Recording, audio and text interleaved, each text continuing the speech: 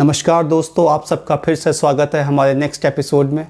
हमसे बातचीत करने के लिए मौजूद हैं चाचा भरोसे वाले। नमस्कार चाचा। नमस्कार भतीजे और भतीजियों। चाचा, आज हम आपकी पर्सनल लाइफ के बारे में बात करेंगे। ठीक है, कर लीजिए। चाचा, आपका मैरिटल स्टेटस क्या है? रंडुआ। मतलब? अब अगर तुमको हमारी धर्मपत्नी से मिलना है तो आतंकवादी बनना पड़ेगा भैया। आतंकवादी क्यों बनना पड़ेगा? क्योंकि अल्लाह मियाँ ने उन्हें अपनी 72 हूरों में शामिल कर लिया है। अब तो 10 साल से भी ज़्यादा हो गए हैं। तभी आप कभी कभी मचल जाते हैं। हाँ बेटा, वो भी क्या दिन थे जब हमारा MiG-21 भी उड़ान भरता था, बट अब क्रैश हो जाता है। चाची के बारे में कुछ बताएं चाचा।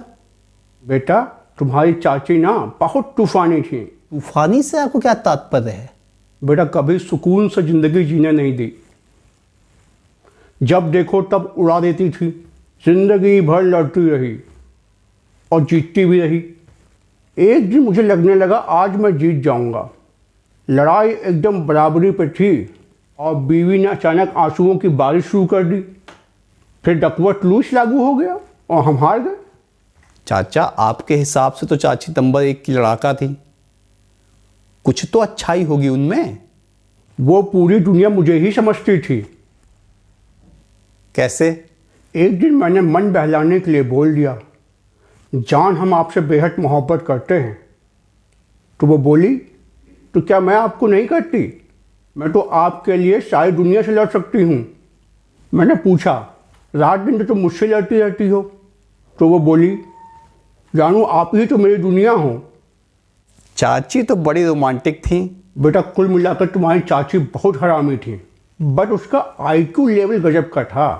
एक दिन उससे मैंने पूछा, एक तरफ पैसा एक तरफ अकल, तो क्या चुनोगी तुम? वो बोली, पैसा। मैंने टपाक से कह दिया, अगर मैं होता तो अकल चुनता। वो बोली, आपकी बात भी सही है, क्योंकि जिसके पास जो चीज़ नहीं होगी वही चुनेगा। वाकई में चाची तो बहुत तूफानी थी। आपने मैनेज कैसे किया? मैंने सब बुरी आदत छोड़ दी। गरीबों की मदद करने लगा, कुरान पढ़ने लगा, नमाज अदा करने लगा, पर उसको वो भी हजम नहीं हुआ। एक दिन मैंने उसको अपनी सहेली से बात करते हुए सुना।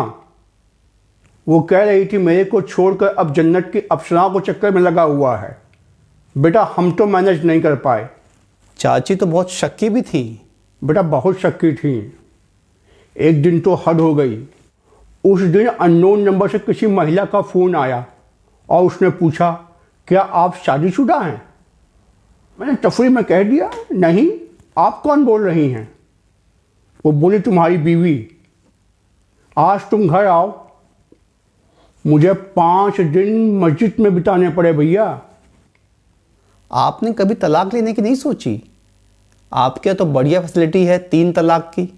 कई बार कोशिश की बेटा, बट चाची तुम्हारी हिंसक हो जाया करती थी और पिछवाड़ा लाल कर देती थी। तो आपने कानून की मदद नहीं ली? एक दिन मैं वकील साहब के पास भी गया।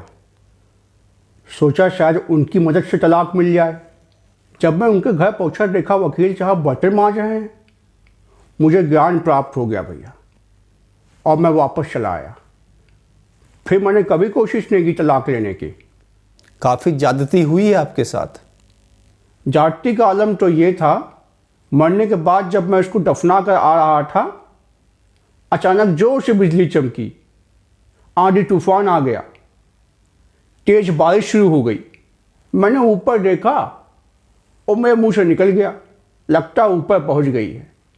इतना मेरा बोलना था कि मेरा पैर फिसला और दाहिना कूल्हा चटक गया। वो इंश्योरेंस कंपनी की परफेक्ट ब्रांड एम्बेसडर थी। जिंदगी के साथ भी, जिंदगी के बाद भी।